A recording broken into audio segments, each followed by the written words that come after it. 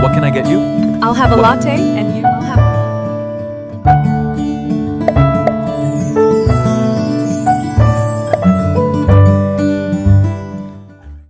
May tanong ako, naniniwala ka ba sa second chances?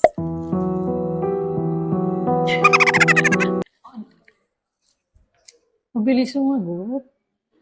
Naniniwala ka? Seryoso? I've been given many chances. Pero hindi ako Ikaw. nabigyan. Okay. Pero pag ikaw binigyan ka ng second chances, pero ikaw pag magbibigay ka, madamot ka. Tagay. How would you identify if yung taong yun is deserving for that second chance o hindi?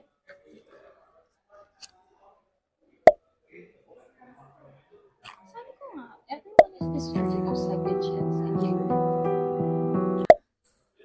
Everyone is deserving of second chance in Everyone deserves second chances. second chances. Infinite chances naman. It's case-to-case basis, I think.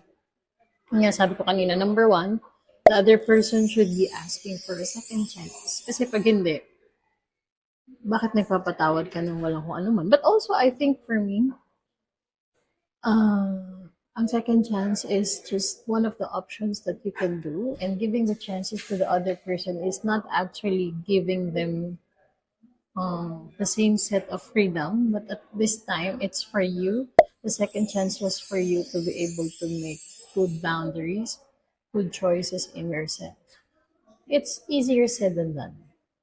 It is true that everyone deserves second chance kasi kung ikaw rin naman yung hihingi, di ba? Ayaw mo namang kaya ka nga nagbibigay. Kasi ako, I mean, personally, I give chances to others because my value and my principle is life is that ayoko na pag ako, hindi ako bibigyan.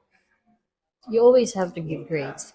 But at the same time, it's also a measurement of the boundaries that you've built within yourself.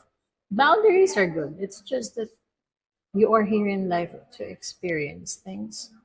So if boundaries sometimes, kasi if it's too high, it tends to suffocate you.